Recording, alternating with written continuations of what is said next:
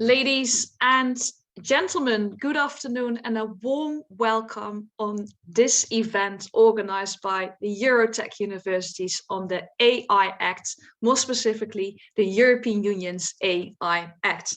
My name is Charlotte van Veldhoven. It is my great pleasure to moderate this webinar. Ladies and gentlemen, artificial intelligence is, of course, really rapidly transforming various aspects of our lives, presenting both immense opportunities and potential risks.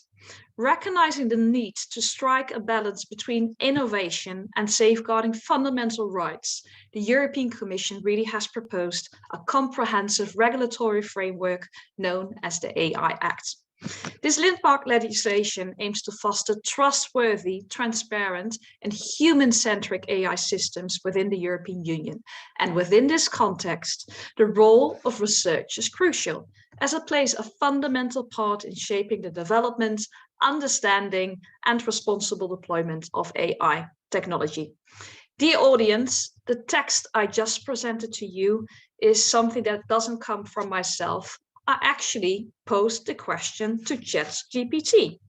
And the question I specifically posed to ChatGPT was, Dear ChatGPT, what opening words would you suggest when talking about the European Commission's AI Act and the role of research?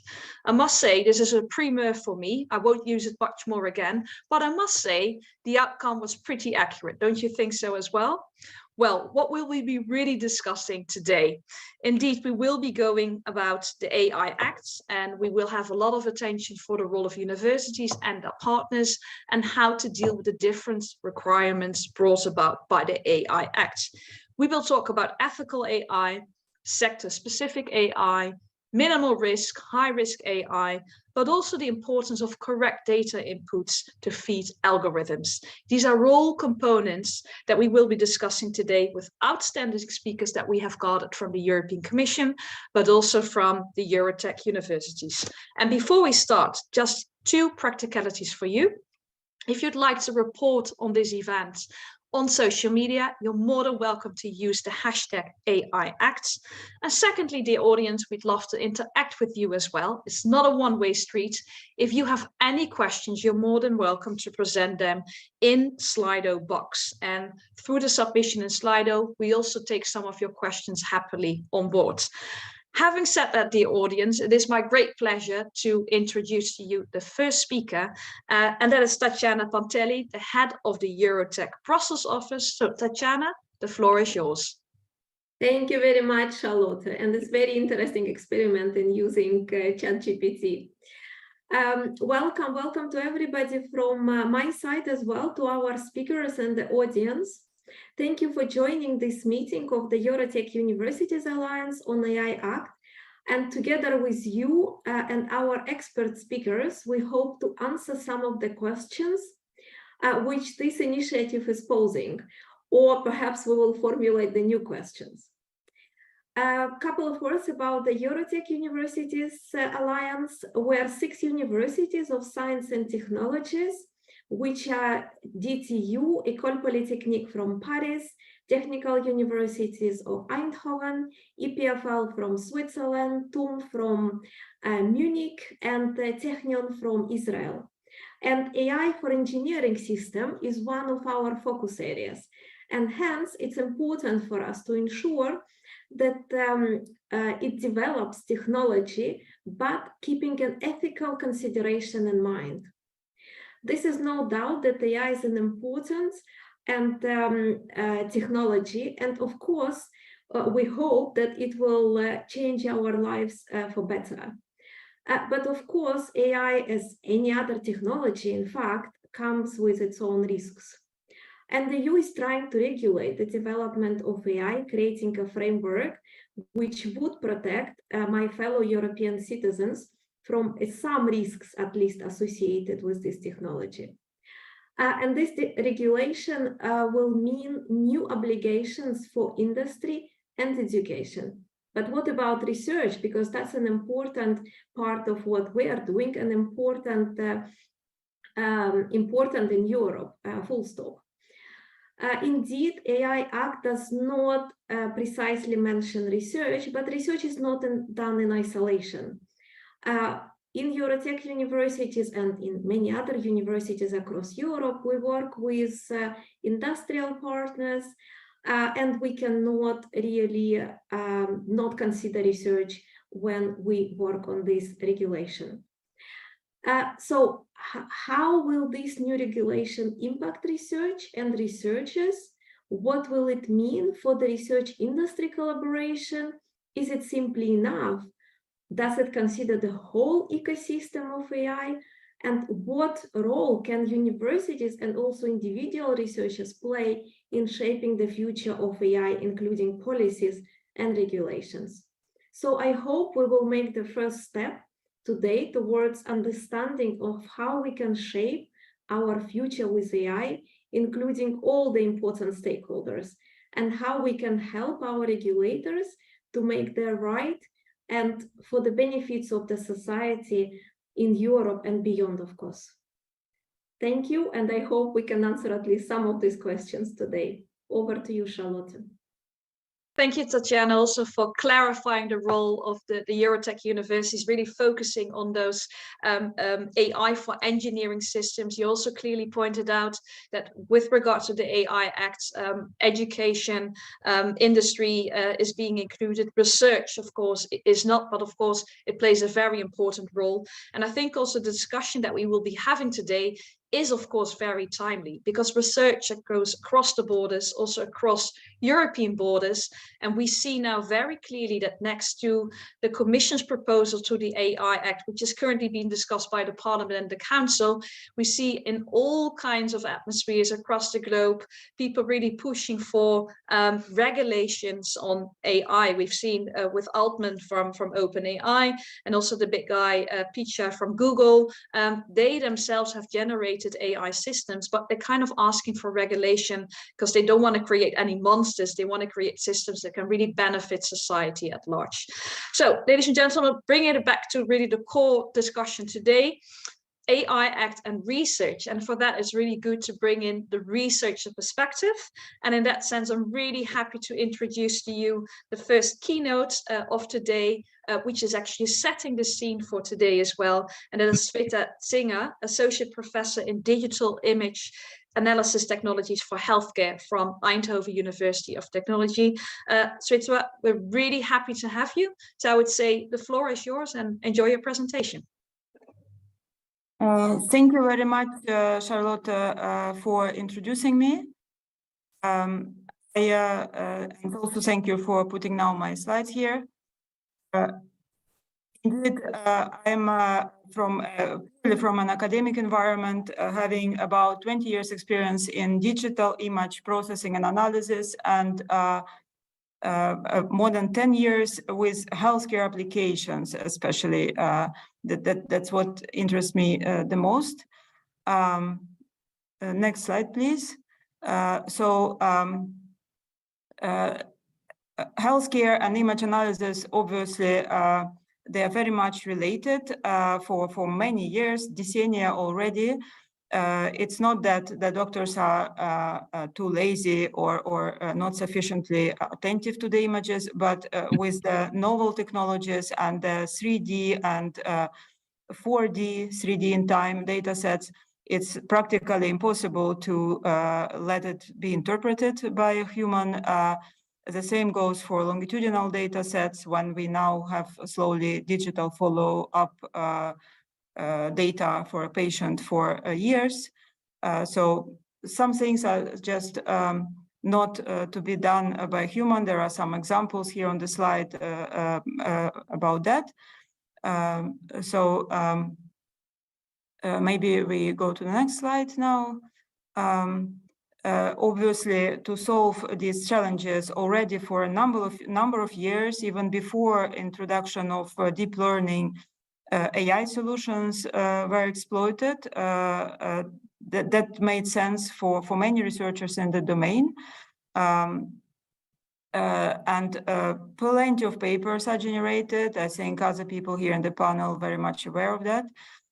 In the same time, the application of AI in clinical practice, in everyday hospital decision-making is extremely limited. There are examples of success. They are to be counted probably with one hand up to now.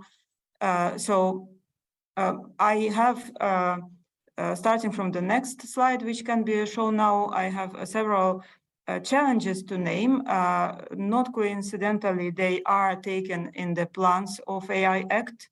To start with the challenges, I should also say that our university, the Eindhoven University of Technology, is #1 in publishing together with industry. That's because we collaborate a lot with industry. And obviously, as soon as industry gets its regulations, we will be affected as well. Well, what we have up to now, the first challenge that seems to me a very important one is basically the problem formulation that involves the risks estimated by the doctors, which questions they don't want to be answered or they do want to be answered by us, and also the involvement of them in the process of answering. We normally don't want to lose the connection to the medical expert, even though we formulate a problem for AI for ourselves. Next slide. Then a very kind of an ongoing problem is data sets. This is in various ways even probably is going to be discussed in the AI Act because it's not only about the composition of the data sets, but also even having them and labeling them and the quality of them. As in computer vision, a lot can be done with web-based resources. In the medical domain, we are extremely limited. So it's GDPR and the expert knowledge that we have to deal with, and we will have to deal with also. Next slide. Then the algorithms themselves, their reliability, but also their properties. There is no medical deep learning at the moment, also no medical AI. There is just AI. And people from my domain try to see how to adapt it, apply it, adjust it, and make it work. So this is a developing area concerning our research topics, and I suppose it still needs some work as well. Next slide. The explainability, you probably all heard about the explainable AI. Well, in the medical domain, it is of extreme importance because the doctor wants to know why the computer says that it's cancer, or why the computer says that this patient with depression will get worse in 1 month. So it's about detecting, it's about predicting, etc. But in any case, it's about telling why this decision was made by the computer. At the moment, we are still very much in childhood there, I think. And the system that says, I suggest you to make this decision, and here are the 3 main points why, is not yet there. Maybe it's already in some labs, but it's not in the hospital yet. Next slide. And finally, the universal applicability of the solutions, obviously, hundreds, well, I think now thousands or more of papers report very nice results on data sets, which are normally small and very often not multi-center based. This means that if we want AI to work, we must make it universally applicable.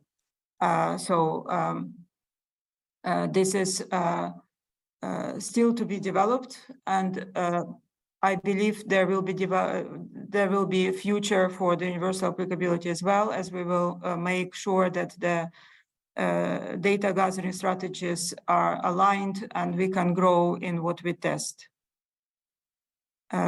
Next slide. Well, all this story, of course, it obviously led to a number of industrial applications, or at least the tries from the industry to make something to make AI work. 1 month ago, I have seen the graph you can observe here. That's the amount of the bills, the laws developed in 127 countries in recent years, we can see that the amount grows. So every year more. I also would think that the extrapolation goes to the same direction for this line. So it is obviously a point of concern, regulating all we are developing. Next slide. And here comes the list of the 10 points that the AI Act will probably contain. These are the points that probably will be discussed further today. They concern basically the challenges mentioned before and a couple of other things that I didn't mention, like cybersecurity. So yeah, all facets of the story, I think, is already, they are incorporated in these 10 statements here. Next slide. To finalize my talk, I would like to show a graph published also a month ago, which shows answers of US researchers to some questions regarding AI. And we can see that 1/3 of the researchers believe that AI can cause a nuclear war-like catastrophe. The exact formulation is on this slide. So let's hope that the AI Act will ensure trust in AI in Europe so that we can live in peace. Thank you. Thanks a lot, Sveta, for your presentation. And indeed, let's hope for some nuclear peace instead of nuclear war, and see that we can approach the AI movement from a very positive perspective and regulate it in such a way that we can bring good to society. I think that's the idea indeed that we would like to present. Thanks a lot, Sveta. I think your presentation in that sense has been very comprehensive. And I think some things that we will be discussing in the panel as well, regarding, of course, what you said within the medical domain. I mean, some things just simply cannot be interpreted by humans. That can only be done by machines, by data, but of course it needs a lot of human oversight because we don't want it to take control over ourselves, of course. And you also said if industry is being regulated, then automatically, at least for you, that means that research itself is affected as well. And I think we go into detail more later on too. Ladies and gentlemen, I'm happy to move on to the panel discussion where Sveta will be featuring again too. And I also would like to introduce to you the other 4 speakers that we have gathered here for you. That is Kilian Gross, the head of the Artificial Intelligence Policy Department and Coordination Union at the European Commission. We have Wasim Bouaziz, the PhD student at École Polytechnique in Paris, but also a research assistant at Meta AI. We have Snena Das, assistant professor at the Department of Applied Mathematics and Computer Science at the Technical University of Denmark. And finally, also Jean-Pierre Hubault, academic director of the Center for Digital Trust at EPFL, Lausanne, and co-founder of Tune Insight. Really happy to have you here and to welcome you here in this panel discussion. And I'd like to ask a first question, as usual, to the European Commission, because I think we had a very kind introduction by Sveta, at least taking into account the researcher's perspective, but perhaps we can take it back a step where you could present in a nutshell, what is the AI Act all about and why is it so relevant to us? So I'd like to give the floor to you first, Kilian. Thanks a lot, Charlotte, and it's a pleasure to be with you today. And thanks for allowing me to explain a little bit our thinking on the AI Act. Well, we all see at least since the release of ChatGPT, the enormous importance of AI, how it affects our lives. I think it was around there before, but now it's really visible and tangible for everybody. We in the European Commission, we believe that we would like to embrace AI. We think AI is a great technology which can help us a lot. We have just seen the presentation on medical uses, but at the same time, there are a lot of very justified fears. So we would like to do it the European way. So we want to hedge against the risk, and at the same time, we want to allow innovation in Europe still to happen. So we try to find this balance. And that's why we have proposed this AI Act, which should create an internal market for trustworthy AI. So we want to look at AI like a product where we have a lot of experience in making products in Europe safe and sound. And we want to ensure that the AI which comes to our market, which is used by our citizens, is trustworthy and reliable. So we want to check, we have a risk-based approach. We want to check what is really too risky, that should not appear, what needs to be controlled before it comes, where we need to have some transparency, and a lot of AI where we don't need to do anything. And this should increase as well the uptake of AI, because our citizens, our companies will be able to rely that AI, which is promoted in Europe and sold and used in Europe, is reliable. So that's in a nutshell, if you ask me to be very short, that's in a nutshell the idea of the Act. Thanks a lot, Killian. That's very clear. So what you actually want to achieve within Europe is that with the reliable AI kind of perspective on things, that would be the quality stamp, so that everyone knows we embrace AI in a way that works for industry, that works for institutions, that works for society, and with that you can have and foster a lot of trust in the EU. So thanks a lot for setting that broader scene. And then I would like to make the connection also to the other participants, of course, and I'm really happy to give the floor to Snena as well, because I know staying within the medical field right now, or the psychological emotional field, I know your area of research is machine learning for emotion recognition in children with mental health issues. And I think when you look at the kind of data that you use, this can be classified rather as like high risk AI. So when you listen to Killian creating this internal market for trust-based AI, do you think this will benefit your research and also the outcomes for your patients? Or would you say, no, this is not going to be very helpful for me? Happy to have your response. Yeah, so yes. So the broad answer is yes. So I would like to just go take a step behind.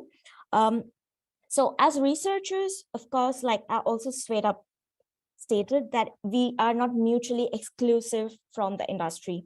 I work at a technical university. So the research I do, there is always a potential to go out there if it's good and it has a commercial benefit to go and be deployed in real markets, real people on real applications, right?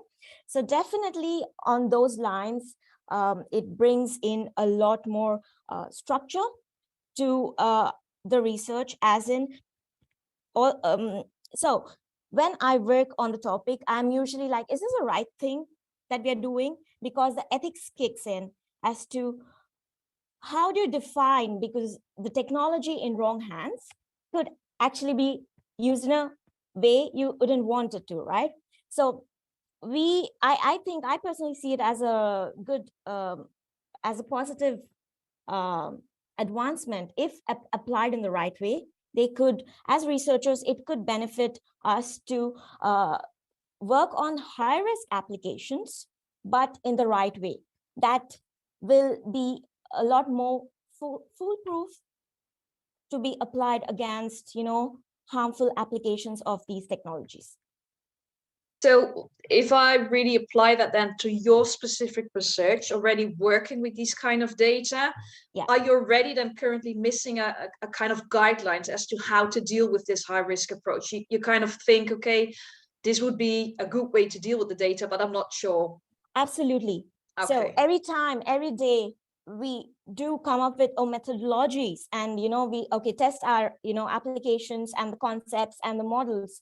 We're like, okay, but out in the real world out there, how do we really test that it's doing what we intended to do and not being used in a way we don't want it to be used, right? So it gives us a box that a good box, I'd say, like to test our technologies. Yeah. Okay, thanks a lot, Snena. Then my next question would be for Jean-Pierre Roubaud, also from the academic perspective, but at the same time, you're also the co-founder of a company which also orchestrates secure collaboration on sensitive and confidential data across companies. So I think it's really wonderful to see that from your research, you created a spin-off which you're putting on the market.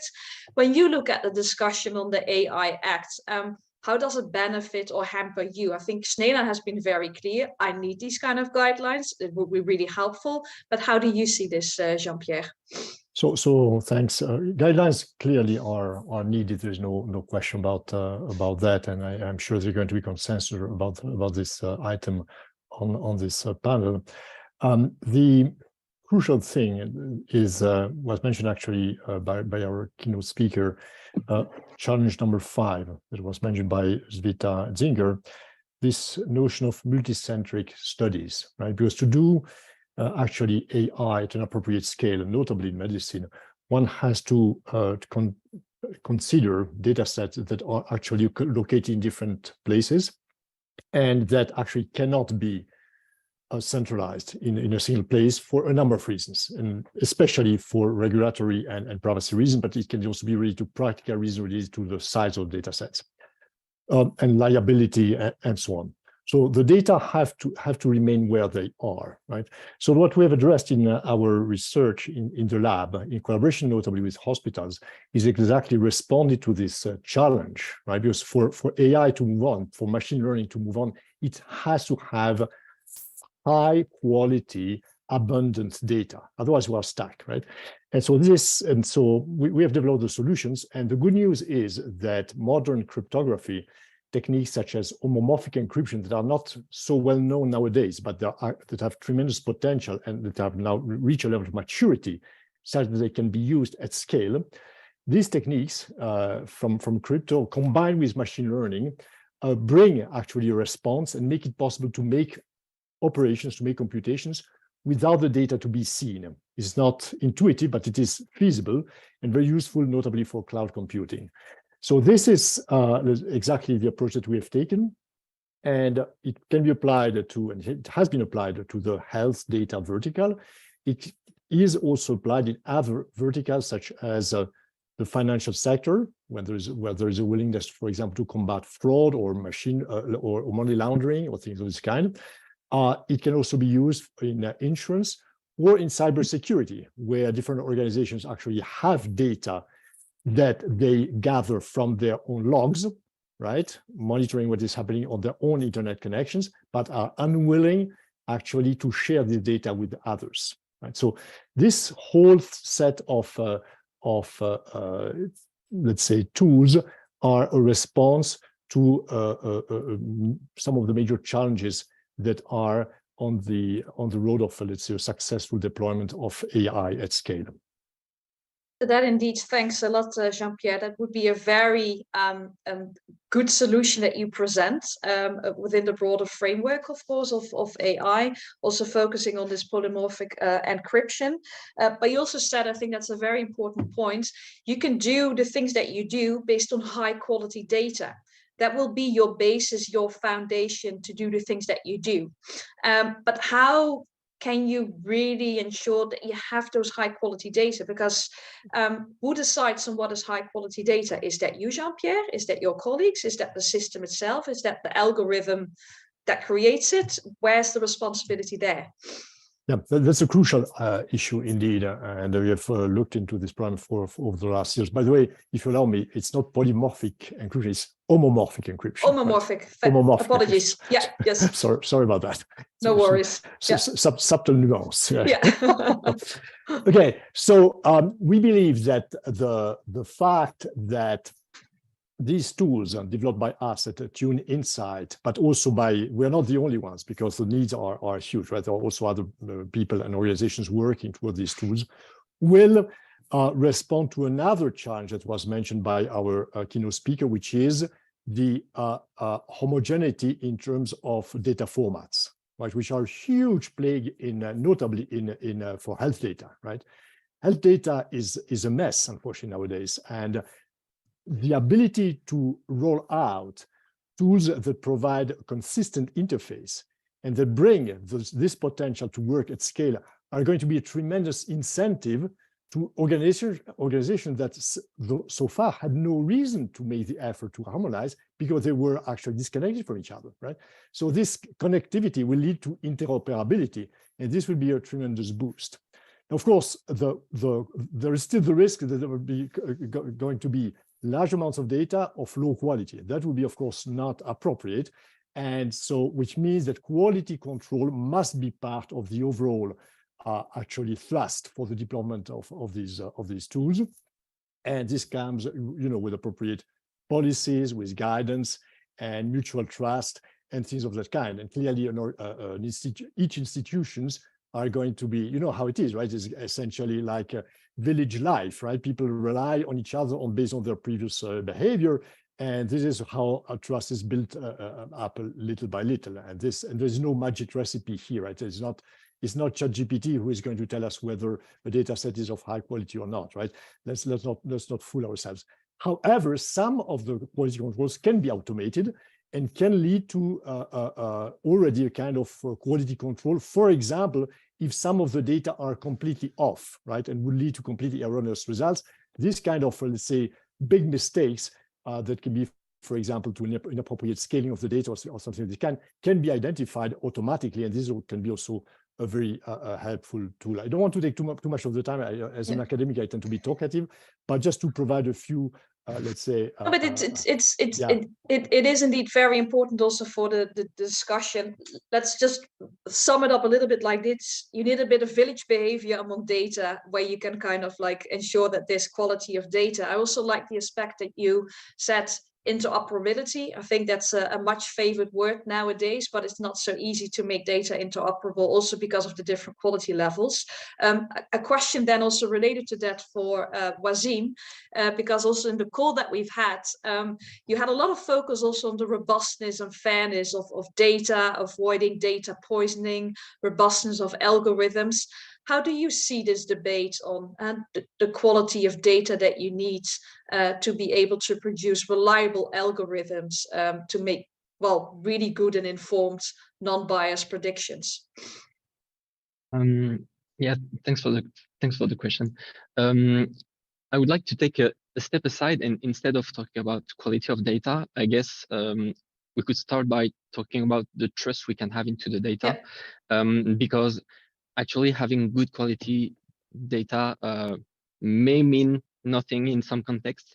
And there is a threat that has to be addressed regarding what's called data poisoning. It is when an attacker will tamper with some data points in order to induce a certain bias. I think we all know here that machine learning algorithms are great at taking and capturing correlations, sometimes spurious correlation, and so that turns into bias later in the decisions. And basically, data poisoning is having a person inducing a bias, a controlled bias, a decided, a chosen bias. And so this raises a lot of concern, because if then the AI system can be influenced this way, how can we trust its prediction? How can we trust that it has not been tampered with? And actually, this can be very well hidden into the data.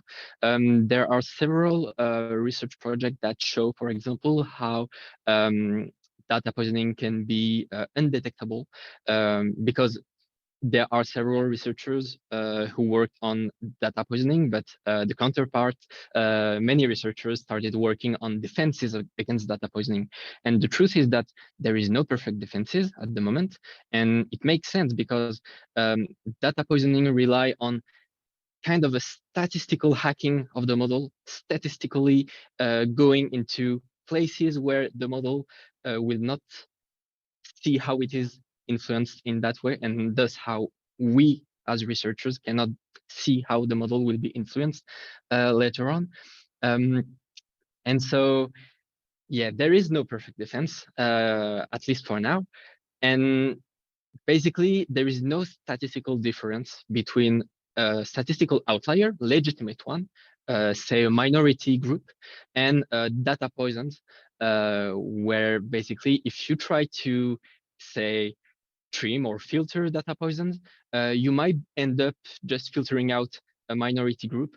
And actually, there are several work that show that actually robust defenses against data poisoning hinder fairness in the models. And so there is a trade-off here between robustness And fairness, I say fairness, but actually there is the same kind of trade-off that will exist between robustness and other desirable properties that responsible AI ought to be.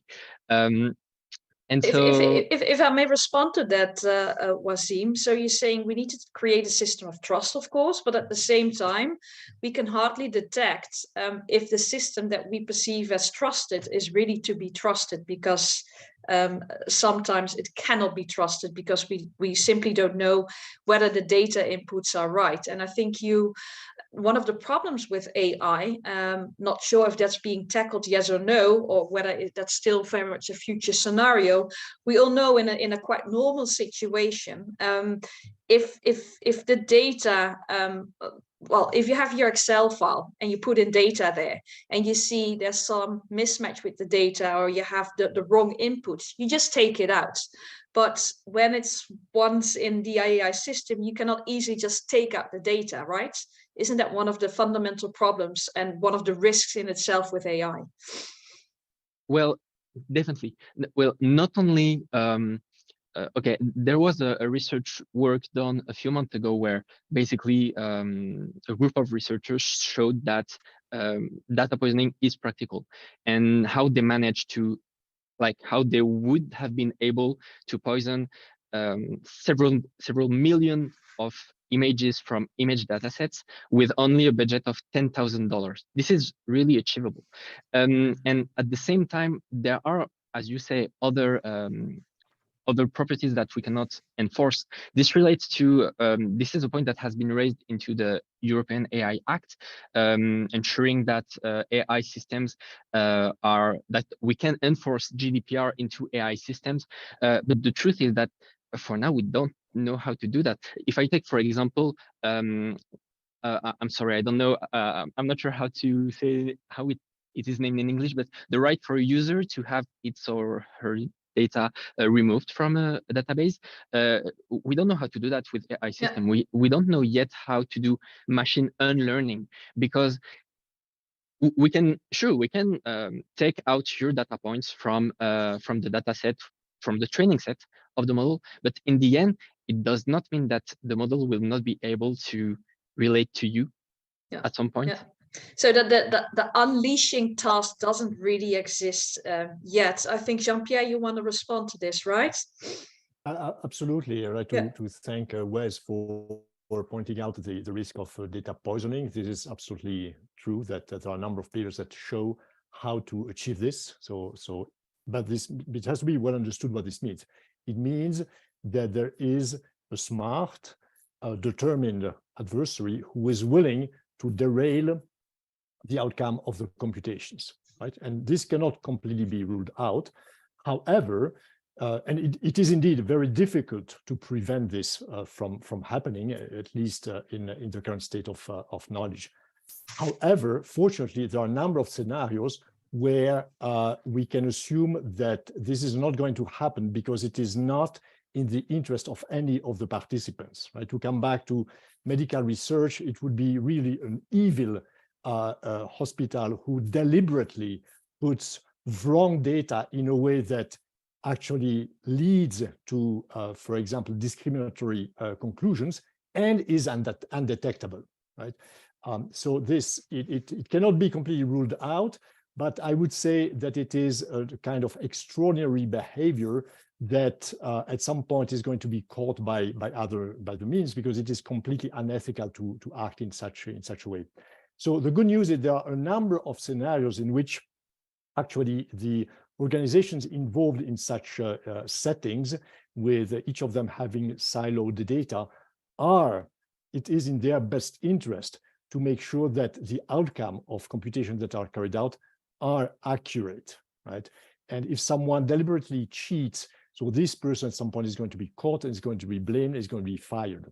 So there are, let's say, additional measures in addition, let's say, on top of automatic detection that essentially make this kind of, mitigate, let's say, this kind of risk. But it's true, it might potentially exist. Exactly, and that there's always those people that try to abuse the systems. That's what you find everywhere in society, that always try to derail things. But it's good to know that we can also kind of like mitigate those risks. Sveta, I think you want to respond to this as well. Yes, thank you. I agree indeed that, for example, for healthcare, we have actually, let's say, up to now, everything goes through the hands of the researcher.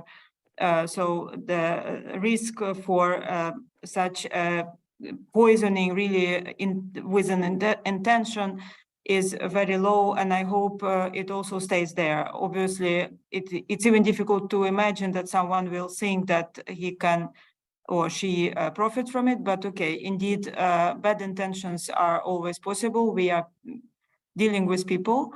We know how people are. There is another risk, I think, coming with AI, with all those deep fakes and all. We actually now can have systems generating everything, videos, photos, texts about the events that never took place, etc. What can happen if this goes to all hands? At the moment, we have plenty of people on the planet getting access to internet, but most of them do not generate with deep learning anything yet.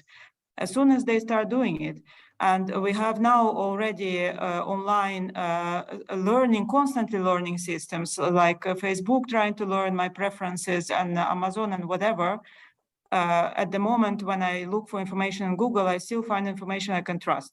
If the Google is flooded by unlabeled, uncontrolled stream of videos, images, audios, and all kinds of information, which is not true deliberately or just for fun, our children will simply not be able even to find any true information. The validity of information is gonna just slip through our fingers and we will lose it all. So this is also something that I think I've seen somewhere in European, I think it was the AI Act intentions to force all software for generation with AI, data generation, content generation with AI, to label it as generated. I don't know if how this will work and how this can be maintained. But in longer in longer horizon, for me, it's a bigger risk than some mean robots taking over the world. Yeah, I think a lot comes into play here. That's correct, and I think it would be good then to bring the discussion also back to Killian to comment on some of these things. The labeling part, to know what has been generated by what, who has been able to put in the videos, the images, the information on the basis of which algorithms are being developed. Is that part of the discussion also within the AI Act? Is that something that you're approaching as well? Having said that, I think it would also be good to take on board some of the questions that the audience has sent into the chat as well, also related to knowing how quickly the developments go on the AI Act. How can we actually keep up with the rapid changes and developments? Does the AI Act actually provide room for that, yes or no? And also to bring it into a broader setting. We're doing a lot now in Europe. I think Sveta has also pointed out in many other European countries and also countries beyond Europe, people are and governments are including AI specific parts in their legislation. How we see that in perspective with other continents. Are we over-regulating in Europe, or are we at pace also with other continents? So Killian, quite a lot to bring across, but very valuable. So I'm happy to give the floor to you. Thanks a lot. Indeed, very important and difficult questions. Yeah. I will try to answer as precisely as possible. We had in the original proposal of the AI Act, we had foreseen some labeling requirements in Article 52, in particular for audio and visual content. So there we clearly have an obligation that it should be marked in a visible form, whether an artifact has been synthetically generated in order to allow to distinguish it from naturally generated artifacts. This is not contested by the two co-legislators, so that will certainly find its way in the final law. You know, we are now, it was a draft, and now we're discussing this Council and Parliament, so there are still changes possible. What we see now is an increasing discussion whether and how synthetically generated text should as well be labeled. This is because this discussion, of course, took up speed with the release of ChatGPT. And there are different ways. One way to think about it is that you should have a visible label so that you could see that you should always inform that this given text has been fully or partially generated with the help of artificial intelligence, like your introductory speech, as you did it, or whether there should be an invisible watermark, which could then help, for instance, in a university context, to identify whether certain parts have been artificially generated and are not the intellectual product of the author. And there is a quite vivid discussion to which extent such a watermark is really safe and protected against malicious attempts to remove it or to abuse it. So this is, I think, where we stand now in the discussion, and I'm sure that this will be one of the key points to be debated between the co-legislators, in particular with regard to text. As I said, audio and visual, I think, is practically agreed between them. I don't see any difference, but this part on text, to which extent, and you may all have read the article from Professor Harari, saying that we must in the future not be able to distinguish between artificial and natural. This, of course, all plays a role. In addition, then there are, besides this idea of cheating with intellectual property, there's of course a problem of copyright. But this is another problem which goes beyond, because copyright, even if you know that something has been artificially generated, it doesn't automatically allow you to disclose the sources and to see whether you have one or another violated copyright rules. How can we keep the AI up to the developments? You see, of course, now this is always an argument which is used when we discuss ChatGPT, and people say, yeah, look, when you wrote the act, you didn't really foresee ChatGPT, and now you see there are new challenges. I think this is not fully true, because the act did not explicitly foresee ChatGPT, but it already, as I mentioned, Article 52, it contains rules which are very important for hedging the risks ChatGPT may generate. So we try to be technology neutral and to technology open. We have basically used two main techniques to do this. First, we try in a number of instances, for instance, on the definition of AI, where we know that there will be other techniques in the future than machine learning or reasoning, abstract reasoning, or statistical method. We have tried to be open. And we tried as well in the high-risk use, in the high-risk areas, to be relatively open. And then we tried to have a dynamic element via implementing legislation, so that we can, in the future, without going back to Parliament and Council, much quicker adapt within the given framework the legal setting. So the idea is a bit that we create a structure with the AI Act, which would then allow us to come in rather quickly once we see a new problem emerging, because we don't know. In all honesty, we don't know which will be the most problematic AI users in 5 years down the line from now. But we should have a legal structure which allows us then to react very fast and not to start a legislative process which takes years. And that is the idea with these options for implementing legislation. And last but not least, we have worked on the essential part, on the high-risk AI systems. We have worked with requirements, essential requirements, which we know from product legislation, and they will be underpinned with standards. The idea here is that we don't want to put exactly in the legislation, for instance, what is the level of accuracy we expect, or what does it mean that the data must be representative, because in the end, very often we refer to state of the art in reality. And we need to define then the state of the art in the implementing standard. It makes more sense in our view, and the standard is much faster and much better to go with time. What is now the standard may not be the standard anymore 5 years down the line, but the requirement that there must be no bias and it should be representative will stay the same. So that's a bit another element which we've introduced in order to keep the act up to date over time.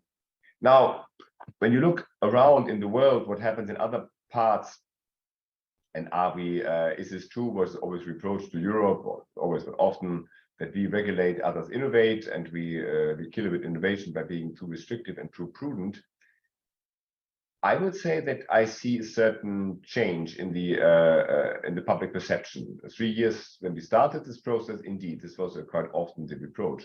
Now I have more the feeling that a lot of other regions in the world, at least in the like-minded countries, they feel, wow, this is a technology which may bring risks like other groundbreaking technologies like nuclear that's sometimes compared with, and we very soon need to think about how we manage these risks. So we get a lot of attention now for our regulation, and we see a lot of attempts in other parts in the world as well to think about regulation. I think we're more advanced, but I would, for instance, that's like the US, is always said the US, yes, but they're built on voluntary codes. They have this Bill of Rights. They want to do they want to limit sometimes the procurement, but this is not all, because for instance in California you have a draft legislation already setting guardrails for artificial intelligence, and California is quite often the front runner in the US for advanced legislation, be it environmental or on technology. So you can see, and we see a lot of activity on the level of G7 if you read the last conclusions of the G7 summit, or on in the CCT, in TTC, in the cooperation with the Americans. So we see there is a lot happening in the other parts of the world, sometimes with different angles. We see there is a draft legislation in China on generative AI. This addresses certain risks, but as well has a certain focus, which is perhaps not always ours. But I say we can clearly say we are not the only one who are reflecting and seeing the need to regulate this very groundbreaking technology. Thanks a lot for these very comprehensive answers. Yeah, just as a quick catch up, I think it's good to know that the structures that you're presenting with the AI Act are flexible enough for over time to take on board new technologies that are being developed, instead of going back to the drawing table, come up with legislation. And when the legislation then again is implemented, we're light years away from what is needed at that moment within the market. So I think that's very good. And indeed, from an international perspective, there is a lot happening in China, in the US, in other parts of the world. So that already showcases to us how important the discussion is across the globe, and that we need to do something with that. And I think also, Killian, the speakers within this panel have clarified how important also is to look at the research part, and that the research part cannot be seen separately from the industry part, because it all feeds into each other. So Jean-Pierre, perhaps you can comment on that as well, because you're with one foot in research and with one foot in a startup within industry itself. Is this problematic, or is it mutually beneficial to bring those worlds more aligned? Well, this is going to be a very important and interesting aspect to observe in the coming years. I think we should all applaud to the efforts of the European Commission, the Parliament, the European Council to set up an appropriate regulatory framework for AI, because clearly it's very promising, but also very dangerous technology. And so I think this is clearly the case. And the EU, in a way, I'm talking here from Switzerland, right? Looking from the outside, after all, right? The EU has had, I think, a quite convincing success story with GDPR, right? So this is quite an achievement. And the question is, will the EU be able to do a similar thing for AI? I have no doubt that it will be able to produce, a text that will take into account the pace at which the technology evolves. The question is enforcement, right? GDPR is already a bit tricky to enforce, because one has to prove that data has been, transferred where it should not have been, and so on and so forth. So the proof of a misdeed is not easy to bring. In the case of AI, it's going to be worse. We have to consider that AI is going to increase the concentration of power, right? Because to do very advanced AI will be achievable only by a very few very large companies. law enforcement agencies are dwarfs in terms of technological ability with respect to these companies, right? So where are the resources going to come from in order to enforce what is prudently mentioned and wisely mentioned in the AI Act is to me a question that is still open, but maybe our colleague from the Commission has the answer. I think a very good question that you posed, Jean-Pierre, because if you look at the discussion also previously, when the GDPR was introduced, we had to have like enforcement authorities as well. But probably they can only manage just a slight part of the work because there's so much more that needs to be enforced, but that simply cannot be tackled. So, Killian, how do you see this development of enforcement? How are you going to take care of that at a very large scale with the quick developments in the area of AI? This is indeed, of course, a very important question, because one thing is to have nice rules, and the other thing is to make sure that they're well applied and respected. And this is, of course, a different game.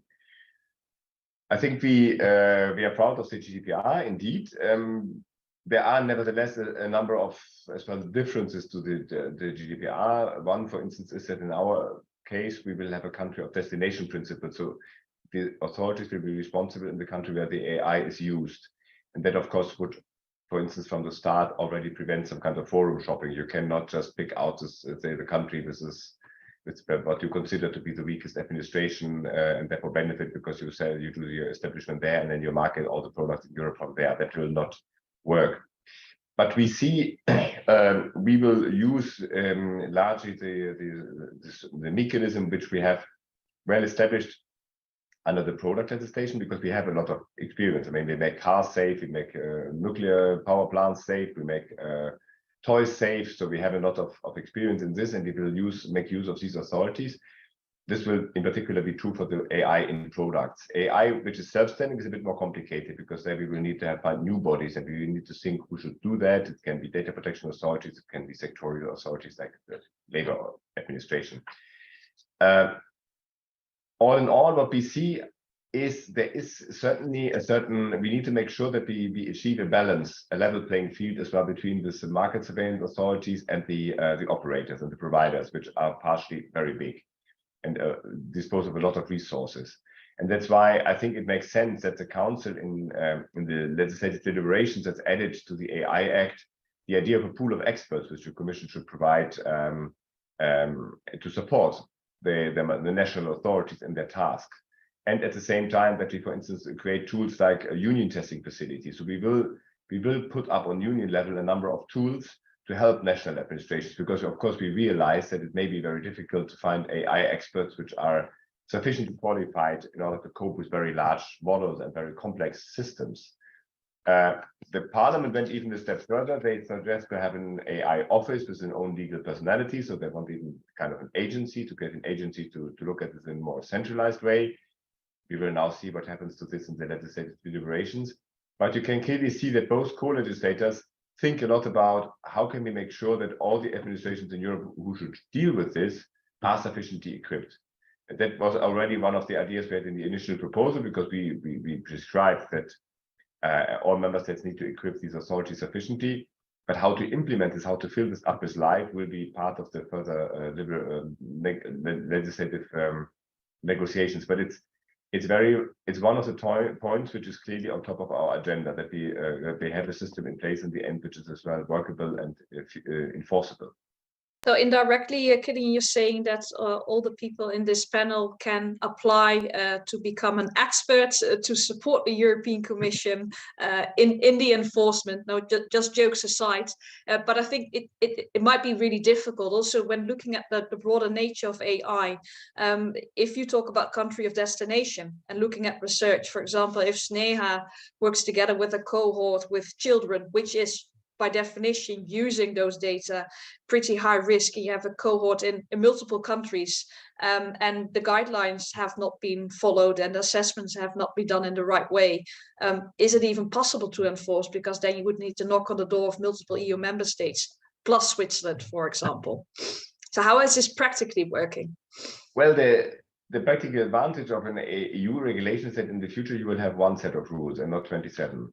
To be very blunt. So you would in the EU, That's why this is as well an internal market regulation, because we will have one set of rules and you will have to respect this once. So if you make sure that your system is complying with the rules, it can be marketed and used freely without further restrictions in all 27 member states. So this was indeed one of the reasons why we legislated, because we saw that member states started to be worried, rightly worried, but we wanted to avoid a mushrooming of 27 different national legal orders, where we would then have exactly this problem that you would not know. If my system is used in the Netherlands, I would have to comply with some set of rules which are different than in Germany. Okay, very good. But then we still have Switzerland, Jean-Pierre. I'm sure Switzerland is kind of mirroring what the EU does. Otherwise, it's very isolated and remains pretty isolated in Europe. Well, yeah, it's true that Switzerland is actually the by far the first commercial partner of Switzerland is the EU. So the EU cannot, in spite of its let's say neutrality, cannot ignore this fact, and so there is always a willingness to be compliant with the EU, but still while retaining some level of sovereignty. So it's a subtle exercise. Okay, that's a more political dimension that is probably of more Helvetico Swiss relevance. But I think it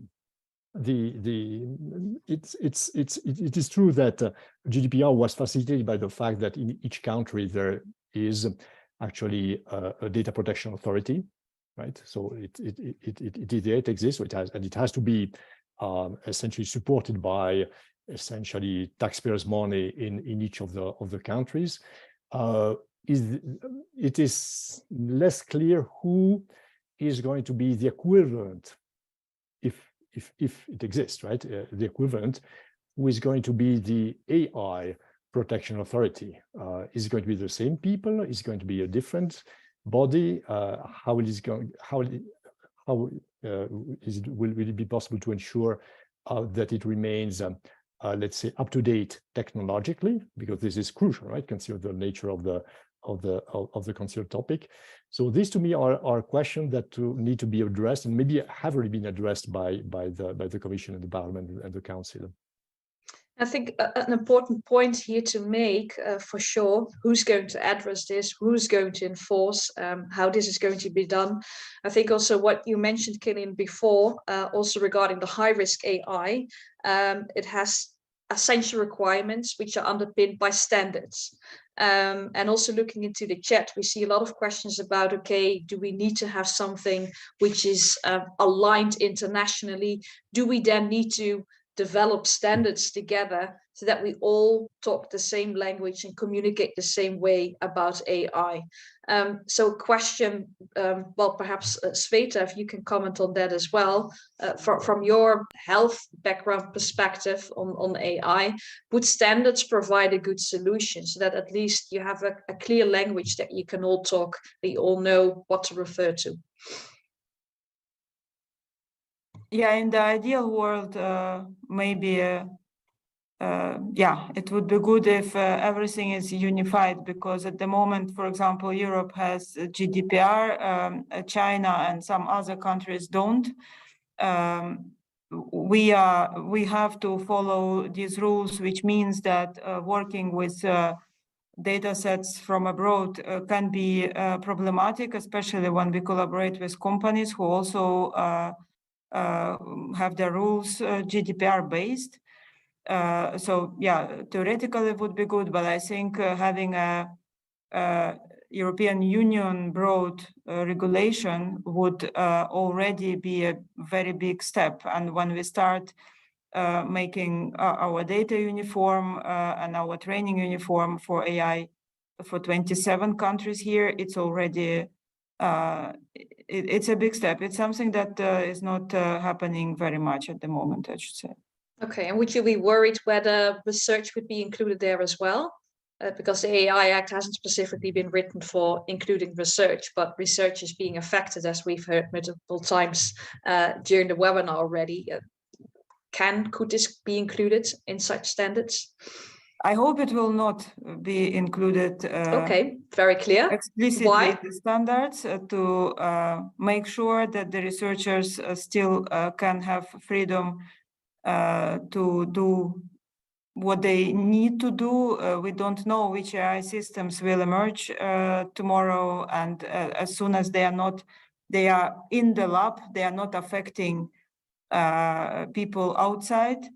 I think we must have a lot of freedom just to have all kinds of high risk, high gain options and not being already in the framework of what is allowed, what is not allowed. So I know that some ethical regulations are everywhere already, but yeah. Okay, very as clear. much freedom as possible. Yeah, I understand. I mean, the freedom of research is one of those excellent opportunities that we have, especially in Europe, and that one should cherish for sure. You also then touched upon within this question on standards. I mean, ethical standards would of course be very helpful. So Snea, when you look at the ethics of AI. Yeah, could you comment on that? Is there enough attention to the ethical aspects? Is that something that you worry about? Is that something that you include? Probably you have to include it. If you would say no, I would be worried about your research working together with children. Could you comment on that? Yes, so I think here I need to, and I speak for myself and my education background, for instance. So looking back now, it would have been a really nice, it would have been nice to have some, nurturing on ethics to be able to apply, say, AI and machine learning models in real world or applications. But through my academic background, that's not happened. And a reason for that, of course, I can also logically see why not, because the rate at which AI has gained capacity has been drastic. So no one saw this coming, that very soon you need to be talking and taking into consideration the ethical aspects of what you're researching or what you're doing or what you're modeling.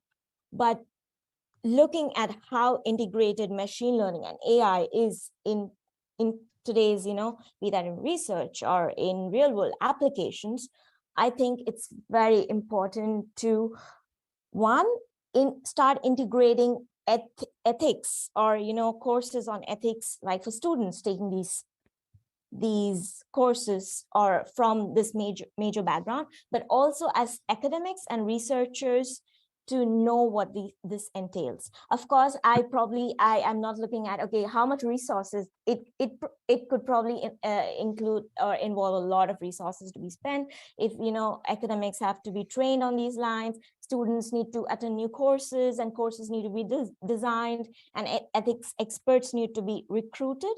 Yes, but I definitely think it is important today, just looking at how integrated AI applications is in the real world. So every individual working with AI should have thought about the ethical aspects of their work. So in that sense, it's really indispensable, and probably it needs to be included if we talk about embracing AI in a proper way. You cannot just step aside when talking about ethics, for sure. Wasim, also a question to you regarding ethics, regarding standards. I mean, you do a PhD at the École Polytechnique in Paris, but at the same time, you work together with Meta, one of the biggest companies across the globe, US-based company. So how do they position themselves regarding the AI Act standards? Just for us to understand, or perhaps my shortcoming, I would say everything is well thought of and regulated within École Polytechnique. But when you work for Meta, well, anything is possible. There's not a lot of oversight, but I might be very wrong. Just happy to see the differences between EU-based academia and US-based industry. Let's put it that way. Okay. Well, first for the record, even though yes, I am a research assistant at Meta. Basically, the opinions I bring are mine only and do not reflect those of Meta. Just to be clear for the record. That's a pity. Yes. Okay. Please continue. And yeah, regarding the difference, I guess that academia and industry do not have the same advantages and neither the same strength. I mean by that even though in industry, some actors have indeed a lot of computational resources, it is not all that it needs to do research in machine learning. There are also theoretical breakthroughs that emerge from academia, from academic labs, and it is also important to be aware of that industry alone cannot make many progresses in AI in general. It relies a lot on academia, and many of the tools that are common today in machine learning emerge from academia. So we also have to remind ourselves about that. And yeah, I cannot really comment also on the position of Meta regarding the European AI Act. I guess this is definitely not my role here. I'm here as a PhD student at Polytechnic. I guess also another aspect that is important is the role of foundational models in the process of research, and not only that, but also the whole game between industry and academia, and the whole dynamic that exists between all the actors. Basically, research in machine learning works a lot thanks to open source research, open source model, open source projects, and many actors build on top of open source projects in order to develop further breakthrough in the field. So we have to be aware that encouraging research in academic lab and protecting research in academic lab is very important in order to maintain the freedom of research and to be sure that academic lab remains competitive, if I may say, compared to industry actors. But at the same time, we also have to be aware that industry actors contribute a lot.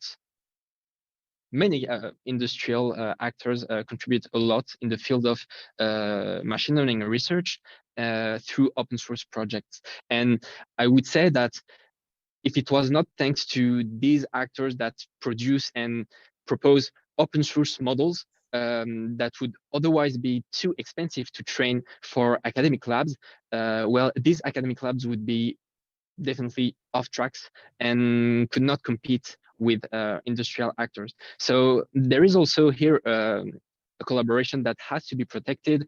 You really need this interplay between industry and research. You cannot see that as two separate worlds, because if I understand correctly, you need your freedom of research to do whatever you would like to do, but at some instances, to be able for you to do what you have to do, you need the collaboration with industry as well. For them, sometimes also to give some financial incentive to do the work, but I hope still in a very, not targeted way, which is in the sense of industry, but you still have your independence in doing and conducting your research. That's a very important marker, of course. Definitely. Yeah. Definitely. Okay. Yeah. Yeah. Okay. Thanks a lot. Killian, a question to you as well, because in the beginning, also with the opening words of Tatjana, she said, okay, research is not being included within the AI Act. When looking at the discussion right now, it seems to become more clear why it hasn't been included. Mainly, it seems to be because researchers really need this freedom to do their research.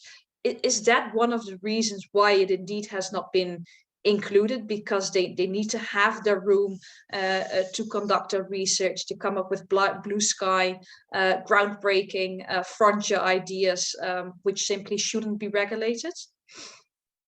Indeed, I think that's the main reason why we did not want to include it, because we wanted to leave this room for research, because we want to have AI in Europe, and we want to have European AI developed on the basis of European values. So we need this room to think. And at the same time, we don't really see the same level of risk, because our regulation kicks in when the product comes to the market or is professionally in use. And that's not the case if you do research.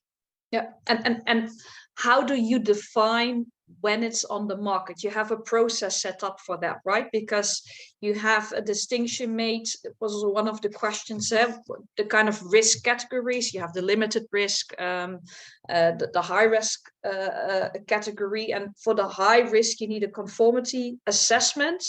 And you need to pass that assessment to be able to be placed into the market, right? Yes.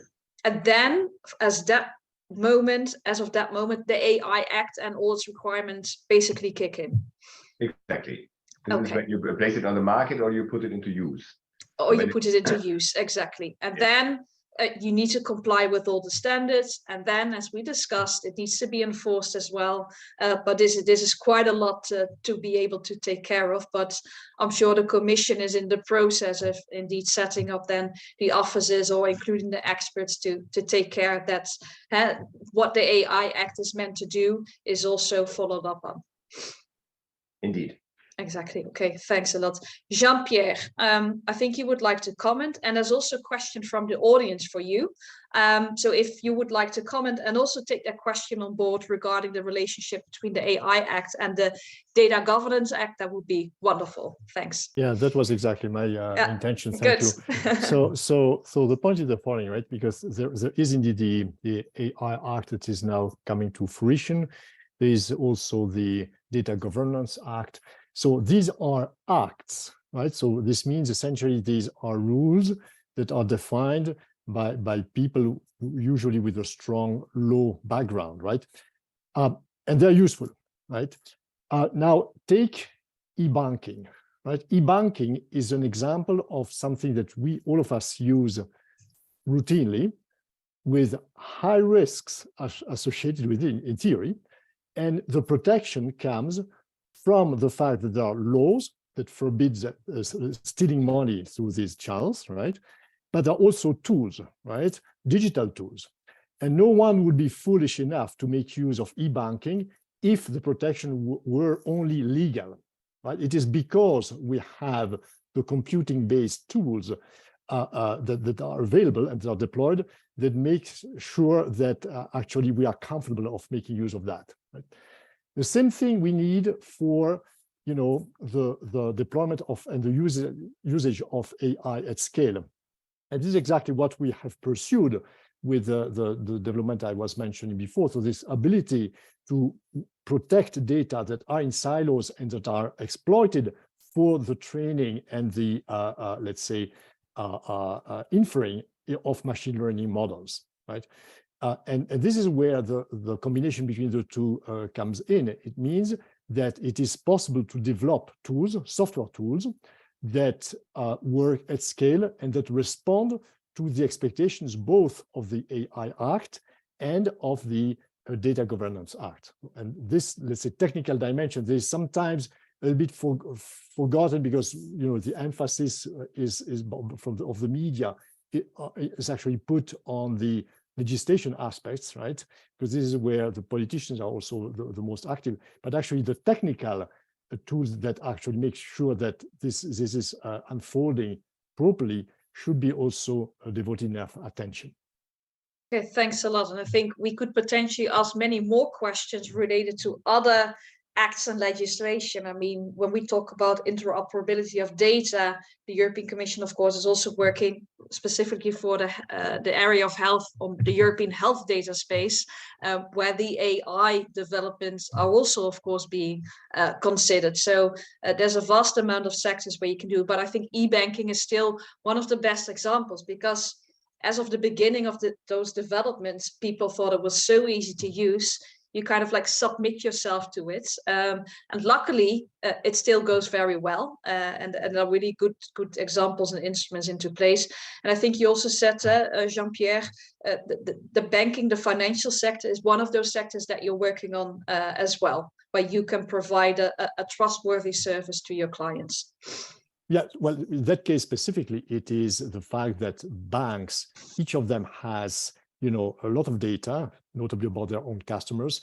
And in no case are they willing to share this data with their competitors, right? Of course. Yeah. However, they might be willing to collaborate, and they are willing to collaborate, for example, to combat fraud, to combat money laundering and to combat the financing of terrorism, right?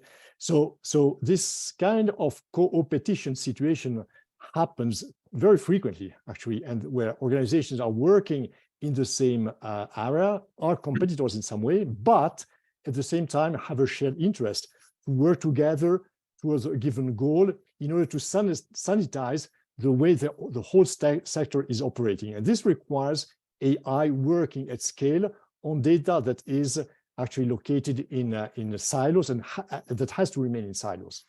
Exactly. Yeah. So AI working on scale, it can remain in silence. You came back to that, I think, at the beginning as well, saying that data cannot always be centralized into one place, but we do have ways to make them interact with each other so that we can make sense of them.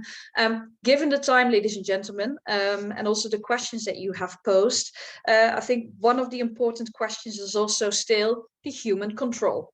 I mean, I think the systems already have shown that they can kind of take over control. And we've already collectively identified that as something that we want to prevent.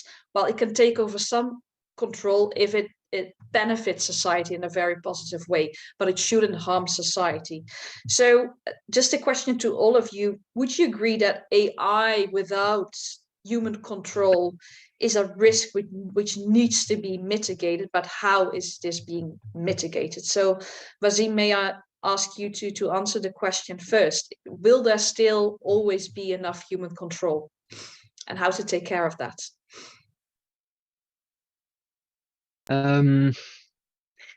If I may, again, take a step aside from the question, I guess another question might be, is human control enough? Good question. Yeah. Because actually, take, for example, fairness, since it's part of my research topic, there is not a single definition of fairness. Fairness is very contextual. And so several definitions and formalism, mathematical formalism exist for fairness, and some of which contradicts themselves. Because you cannot hope to reduce the whole complexity of a system to a single metric, a single measure. And there's also an adage in economics that's called Goodhart's law, which states that whenever a metric has become an objective, it ceases to be a good metric, because then this metric can be tricked, can be gamed, and in the end, you have little control over the real objective, that the real goal that you had in mind when you first put this metric.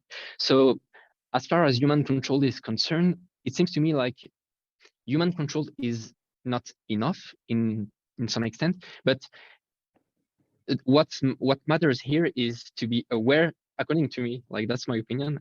We need to be aware of that and be humble in front of this and understand that if we ever have what we believe to be a way to control an AI system, we have to be aware that that might just not be enough. We have to keep an open eye and an open mind on this. Thank you, Wasim. It's a very interesting take on it, that human control itself might not be enough, which then again needs to be supported then by foundational models, probably. Snea, what is your take on that? And actually responding to Wasim's input, which brings another perspective to the discussion. So drawing cues from my domain of work, where we are applying AI in psychology on children, high risk population, sensitive data. So we always work with human oversight, expert oversight, and looking at how mature the technology or this domain of application is today. I don't believe that there will be a time in near future that, okay, we can completely remove human oversight or human intervention. We shouldn't be doing that, especially in applications that are this critical and high in the high risk zone. So at this point, maybe like in a few years down the line, I'll have an evolved approach and thought process. But at the moment, I just believe, okay, humans, it should always be human in the loop. They should be involved. Sveta, how do you see that? Because you work with doctors a lot. And since they've been pretty skeptical in the beginning, collaborating with you, I'm sure they would say, yes, of course, we need this human oversight. Well, we have great doctors we collaborate with, of course. Still, you can actually read the answer in the name of the systems we produce, as well as our fellow researchers in the world. So the systems are called decision support or computer-aided systems. So you read it already in the name. Support. We just support the doctor. There is no way now he can be taken or she out of the loop, and even more, the doctor is responsible for the decisions, not the system. Yeah, very clear. Jean-Pierre, based on your experience. Yeah, so it's not us human beings and the machines. We, as human beings, we are going to use, and we will continue to use machines. The point is the conflictual situation of human beings among themselves, right? The fact that unfortunately the world has not reached a level of peace, and so machines are used also to support the conflicts that are let's say unfolding, be it military, be it economical, and so on, right? So they are going to be, so AI is going to be easily embedded in the arms race at all levels, right? And so it means that the way, the camp that is going to prevail is going to be the one that essentially makes use of the tools in the smartest way, right? And this is exactly what it is about. And this is going to be, unfortunately, again, it can lead to, to brutality, to exploitation, and so forth. So I think there's much more danger, let's say, entailed by the conflictuality among human beings, as opposed to us being taken over by by robots that would be essentially stronger than us. I think this is a kind of science fiction approach, but it's maybe nice to sell books, but it's not. I think it's a good point. Even the human control itself is of course not standardized, because there's so many different and conflicting opinions as well. How do you? It is contextual. It is related to culture. It is related to many aspects. So there is no just one single wisdom. Exactly, there's so many vested interests, right, that are that are going to push things in and that's what Wasim said as well. What is fairness? Fairness might be a different thing to you than to me, indeed. Killian, we've seen within the AI Act, you try to create an environment, a framework where, of course, there's still human oversight. I think you won't do away with that. One final question to you, Killian, because we're here together with researchers, what role can individual researchers and universities play, according to you, when shaping the future AI regulation and policy in Europe?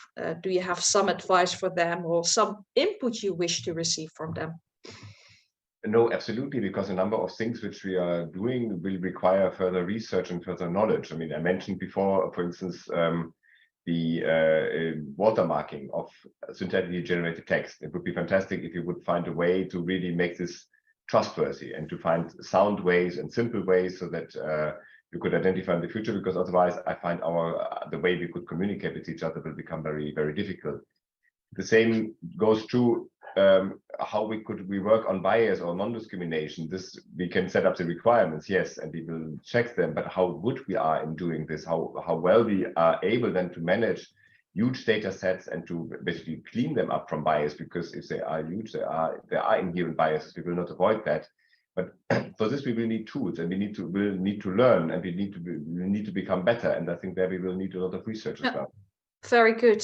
Thanks a lot. Then a final question to all of you. And I'd like to ask you to answer with only one word.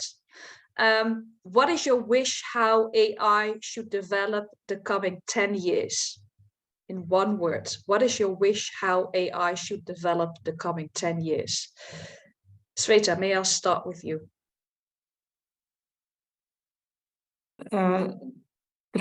Trustworthy in spreading.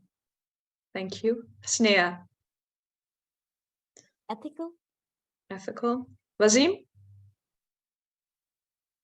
Sorry, it's a difficult one. I may say trustworthy. Okay, Also trustworthy. Jean-Pierre? Prudently. Ah, okay, prudency. Killian? I would join the club of trustworthy. Okay, so let's build a system of trust. Ladies and gentlemen, I think you've really, and hope you really enjoyed the webinar where we discussed the broad array of issues being faced by the AI Act. And I think it's been stipulated once again that at the core research is truly very important, although not included as such within the AI Act, but I think explained also by Killian for very good reasons, for researchers to keep their freedom. And then in the end, of course, there's always a very good and efficient and important interplay with industry, and that part is then being regulated by the AI Act. Killian, I would like to wish you all the best with the further development of the AI Act. I hope the Parliament and the Council will soon give their blessing for you to continue your work as well. Also to Sveta, to Snea, to Jean-Pierre, to Wasim, thanks a lot for your contribution.